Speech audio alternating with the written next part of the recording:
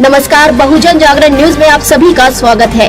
बढ़ते हैं आज की कुछ खास खबरों की ओर। संविधान बचाव संघर्ष समिती भंडारा जिल्ह्याच्या वतीने देशात बुद्धिस्ट, आदिवासी, मुस्लिम, ओबीसी समाजावर होणाऱ्या अन्याय अत्याचाराच्या निषेधार्थ व अन्याय करणाऱ्यांवर कठोर कारवाई करून ज्या राज्यात आदिवासी, मुस्लिम, ओबीसी, बुद्धिस्ट समाजावर अन्याय अत्याचार होतात ती राज्य सरकारे बरखास्त करण्यात यावी, याकरिता 2 ऑगस्ट रोजी जिल्हाधिकारी कार्यालयासमोर महाधरणा आंदोलन आयोजित करण्यात आले। या महाधरणा आंदोलनात ओबीसी, आदिवासी, मुस्लिम, बुद्धिस्ट समाजाचे प्रतिनिधी एकत्र येऊन ज्या ठिकाणी या समाजावर अन्याय होत असेल त्याच समाजाच्या लोकांनी संविधान बचाव संघर्ष समितीच्या बॅनरखाली एकत्र येऊन आपल्या समस्यांचे निराकरण करावे, असे सर्व समुदायाच्या प्रमुख नेत्यांनी मार्गदर्शन करताना सांगितले। कारण आपण ज्या पक्षात काम करतो तो पक्ष कधी आपल्याकरिता धावून येत नाही। त्याकरिता संविधान बचाव संघर्ष समितीच्या बॅनरखाली सर्वांनी एकत्र येऊन आपल्या हक्कासाठी व संविधान सुरक्षित राहील याकरिता सर्व समाजातील लोकांनी एकत्र येऊन लढा उभारावा, असे सुद्धा मार्गदर्शन करताना प्रमुख वक्त्यांनी सांगितले।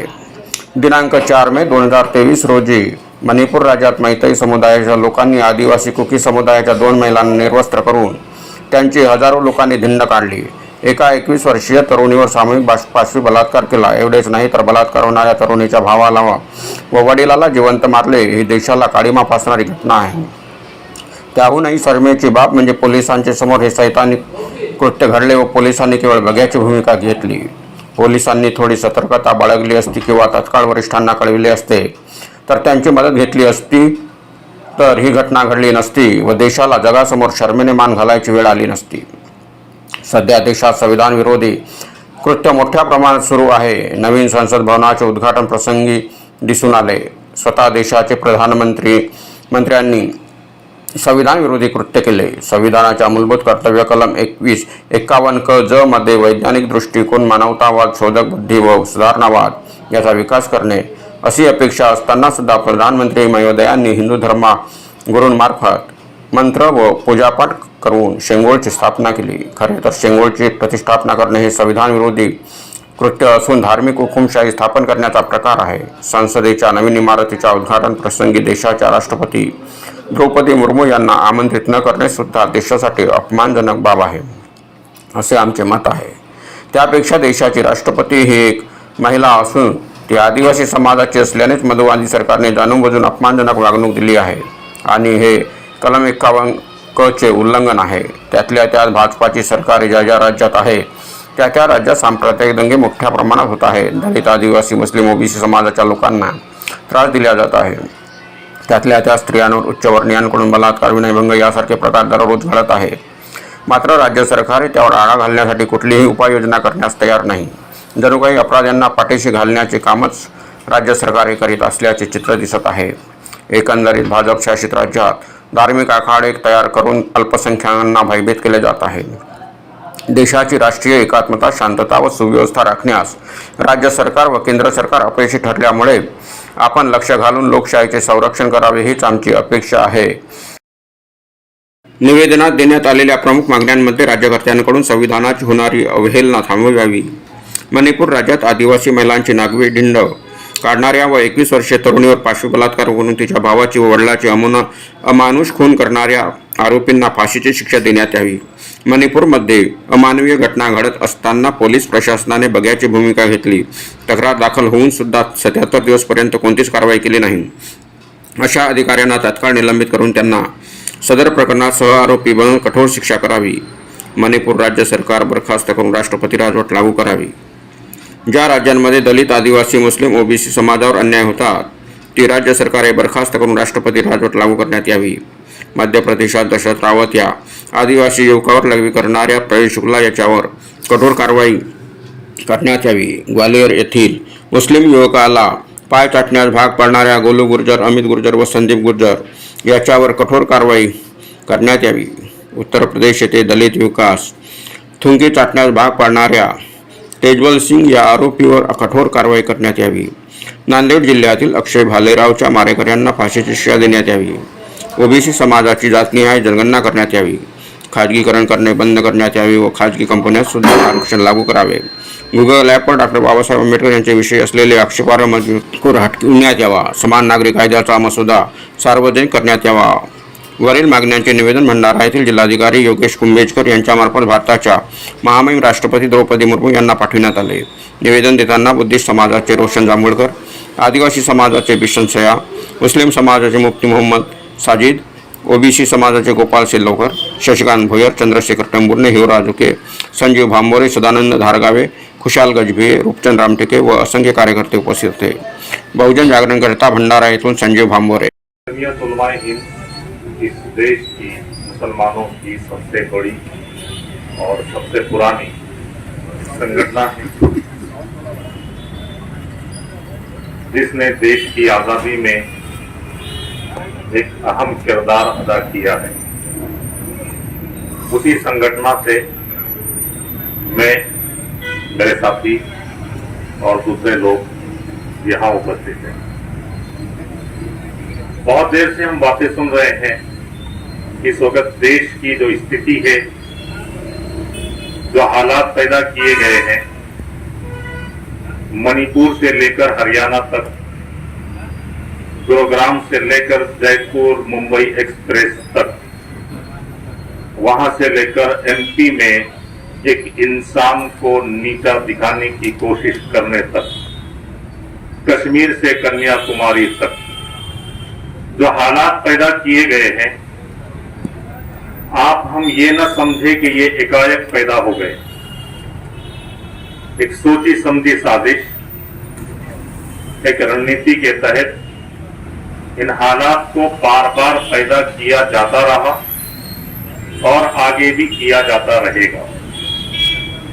इसके पीछे जो ताकतें हैं, जो शक्तियां काम करती है, वो इस देश में रहने वाले इंसानों को प्रेम के साथ, प्यार के साथ, मोहब्बत के साथ देखना गवारा नहीं करती। डिवाइड एंड रूल की पॉलिसी के तहत ये आपस में लड़ाकर एक दूसरे के खिलाफ बहकाकर एक ऐसे हालात पैदा करना चाहती है कि जिसमें दबे कुचले आदिवासी, कमजोर मुसलमान या उस जैसे दूसरी जाति के लोगों को सर उठा के जीने का मौका न दिया जाए। इन सब हालात के तहत इस वक्त सिर्फ दो सूरतें किसी इंसान को जिंदा रहने के लिए हो सकती है। मेरे पहले जो लोग आए उन्होंने कविता में, शायरी में बात की है, तो मैं भी एक दो बात उसी लाइन से कर लूं। इस वक्त देश के हालात में जीने की दो तरीके हो सकते हैं।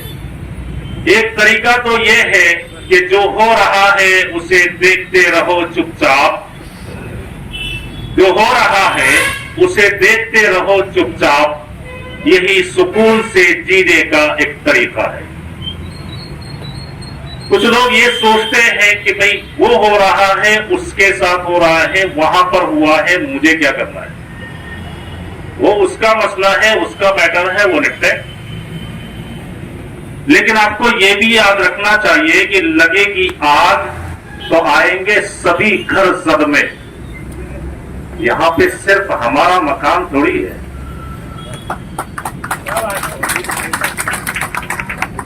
लेकिन अगर हमने ये तय कर लिया तो फिर हम अपने जमीर से, अपनी आत्मा से क्या जवाब देंगे?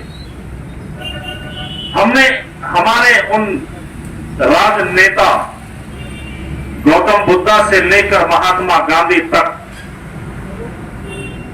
डॉक्टर बाबा भीमराव अंबेडकर तक, यह कि इसी संविधान कमेटी के 7 लोगों में जमीयत उलमाए हिंद के सेक्रेटरी मौलाना हिफ्जुर रहमान सेहरवी तक, हम इनको क्या जवाब देंगे?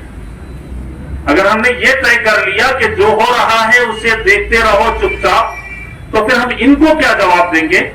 हम आने वाली जनरेशन के लिए किस तरह का माहौल पैदा करके जाएंगे? इसलिए मैं तो ये नहीं सोच सकता कि मैं चुपचाप बैठूं। तो फिर करना क्या है? वो करना यह है कि मैं इसलिए जिंदा हूं कि मैं बोल रहा हूं। मैं इसलिए जिंदा हूं कि मैं बोल रहा हूं। दुनिया किसी गूंगे की कहानी नहीं लिखती।